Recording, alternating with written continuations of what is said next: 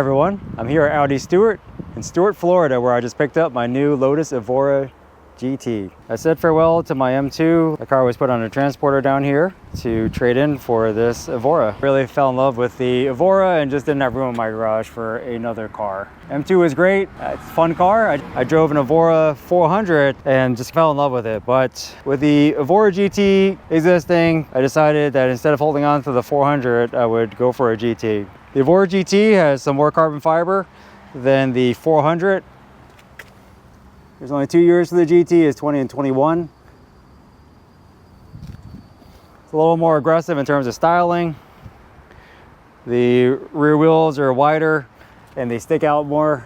There's also more aggressive fenders. The car also sits lower than the Evora 400. I'll take some better shots during the daytime, but the interior is really sharp with the carbon fiber. It's carbon fiber sill and seat back, along with the carbon fiber on top of the instrument cluster. This car could be had with the carbon pack, where the rear hatch and the roof are carbon. I did not want the carbon hatch. It's hard to see out of, and also it's exposed. So water gets into the engine bay, and yeah, I just didn't like that. And I didn't like the reduced visibility. I had a great experience here at Audi Stewart and look forward to driving this car home to New Jersey. It's about 1,100 miles. Gonna be doing it in 2 days. Let's see how this road trip goes in the Evora GT.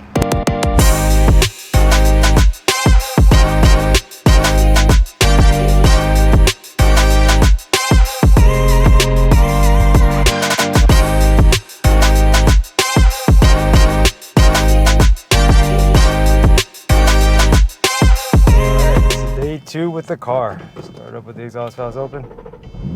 Last night I drove from Stewart, Florida to Savannah, Georgia. It's about 370 miles.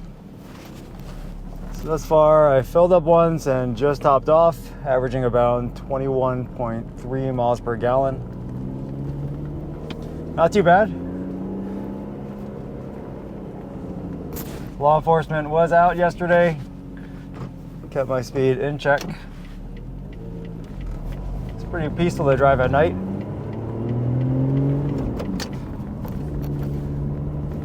Actually, there weren't too many cars on the road, not too many trucks, so didn't really have to worry about rock chips and all that stuff, which is good. This car is comfortable for this type of road trip. Not ideal, obviously, but it is very comfortable from the standpoint of the seats. Are supportive, but I'm not feeling any pressure points, so no issues there. Suspension is very comfortable, actually not jarring. It has a lot of, it's just able to soak up the bumps, at least the bumps on the highway. Got any problems? There is a ton of road feel. You feel the reflectors on the road. So you get a lot of feedback, and there is a lot of tire noise. That's one thing that I got some feedback on, is just how loud this car is. And I've made some phone calls yesterday, and yeah, all parties basically said they couldn't hear me. 370 miles, stayed awake. Car was engaging. I was using cruise control, which worked just fine. You know, as a Tesla owner, I have gotten used to lane keep assist, which this car does not have. So I had to remind myself a couple of times that this car wouldn't do that.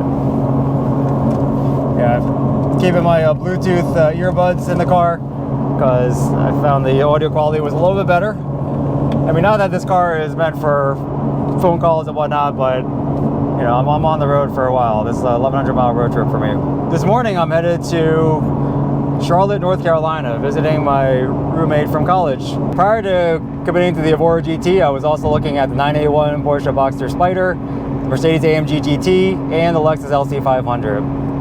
The Boxster Spider was awesome. It sounded loud, much louder and aggressive, more aggressive than what I remember from my 991.1 Carrera S, which has the same engine. It's really throaty exhaust. felt lightweight. It's the lightest modern Porsche at 2,900 pounds. It's a fun car, really, and I love the styling. My family all agreed, styling of the Boxster out of all these cars was the nicest. It looked special, especially the rear half of the car. Really, the biggest limitation there was the fact it's a two-seater, and I wasn't sure when I would use the car. The AMG GT, the styling of that car is beautiful, looks special. You're not going to mistake it for anything else on the road. The long hood, I think it's just a beautiful design, and the interior of that car is the nicest I've seen in that price point. The quality of the leather, the layout, I think it's just gorgeous. The sound of the V8, it's what you expect the V8 to sound like. Muscle car-ish in a way, in terms of how it sounds, and acceleration, matched the sound. It was a heavy car, so that was the downside of it. It's really, it's a GT, probably good for what I'm doing right now, better than this car, which I don't intend to do often. And yeah, I just wasn't sure when I would use that car. Once again, that also was a two-seater, and being that car is really a grand tourer, as opposed to an analog car like this one, which I would go out for drives. I feel like that car is more usable. It has a larger trunk. Yeah, I just didn't see myself using that often, and at this point in my life, probably wouldn't be putting it to good use. The LC500 is a car I've been eyeing for a long time. I had an ISF back in the day. The LC500 sounds just like it, reminded me of it, and it has just such a JDM design to it that I love. When I drove that car, I was first blown away by the rear axle steering. It was very dynamic. The acceleration and the feel of the transmission was surprising. It was very snappy, and I've had that 8-speed before. It just was snappier than what I remembered. I've had ZF since then, so I was really impressed with the way that car drove. I think visibility was somewhat poor in that car, but out of all the cars I've listed so far, none of them have great visibility, so not really a thing on that car. And that did have back seats. However, the back seats on that car were actually smaller than this car. And really the biggest negative of that car and also the AMG GT is the fact that it only comes in auto. It's a very good auto, but I am prioritizing manual over auto, and made that decision after driving the cars, that I just wanted to go with the manual. So it came down to the Evora GT. Beauty of this car, it's a very analog car, but still relatively modern. The shifter on this car is amazing. It is not a fast shifter, but it is analog. It has just an amazing feel to it. It's actually somewhat heavy, but you're talking in driving engagement, this is an engaging shifter. I actually found the Boxster Spider shifter to be a little bit too easy for my liking, but that was because I went from I had experienced the Evora 400 for some time, so got used to that and found that I liked it. This car has hydraulic steering, so kind of old school steering. And you sit low in this car, it just feels like a special place to be. Seats are super supportive. I think the looks are, they just stand out in this car. You don't see them that often. And for me, because this car is discontinued, I wanted to pick one up while I could. Cup holder is all the way behind the seats, so yeah, I have to feel for it when I'm trying to put something in it. And it's only one cup holder, so not a great road trip car from that perspective. Keep your bottles with caps in here. I'm keeping my bottle of water between the seat and the door. Infotainment system has been fine. This is an upgrade to me from what's in the Evora 400. Climate control is comfortable. It actually gets pretty cold in this car. With the AC set at its coldest setting, so it's doing its job as you would expect. But for a car like this, sometimes there's quirky things like that. But yeah, none of that here. Yeah, I'm really digging the quality of the materials. Some people say this interior is not worthy of the price of the car. I don't see that. As I mentioned with the carbon fiber and the interior exterior, but You know, the Alcantara, I think it seems like a high quality interior, and I'm not finding too much in terms of panel gap issues. Do have some noises. I think from the seat, I am getting a little bit of a creak. I'll address that once I'm settled in back home.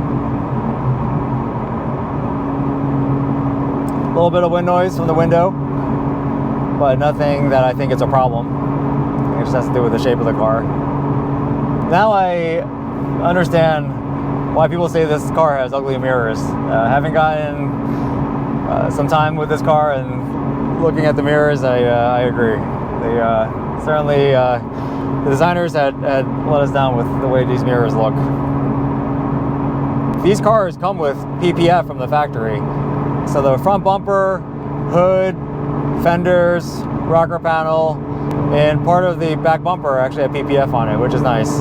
So when shopping for these cars, that was one thing I was looking for, is to make sure that PPF was still on there, because that would be an indicator that it should have original paint, at least in those areas. For the next couple hours, I'll be driving through the state of South Carolina into North Carolina.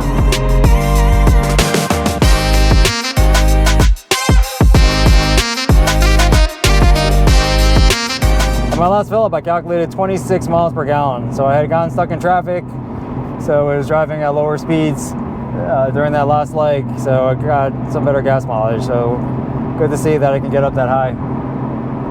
But still find this car enjoyable. And what a great way to start off ownership with this road trip.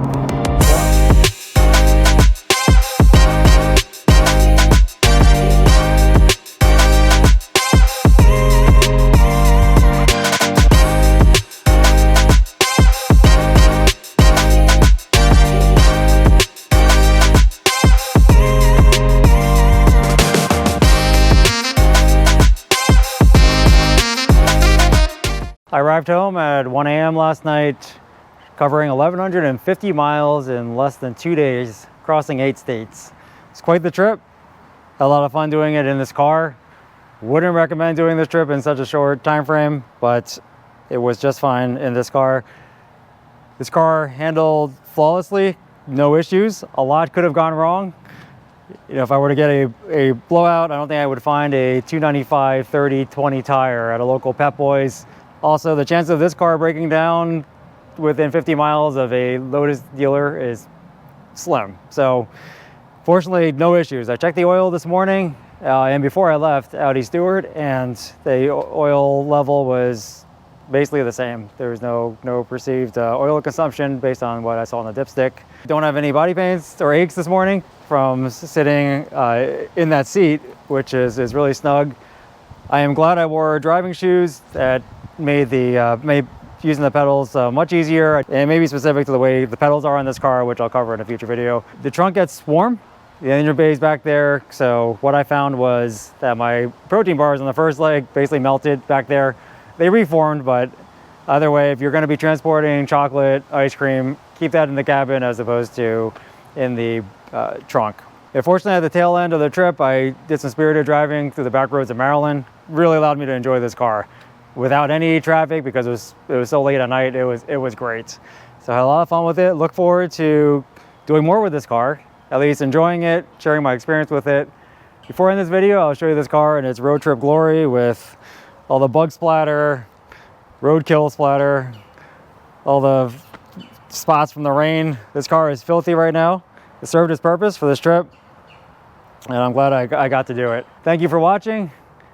If you haven't already, I appreciate if you would subscribe to this channel and like this video. It really helps my channel. I look forward to providing more content. Bye for now.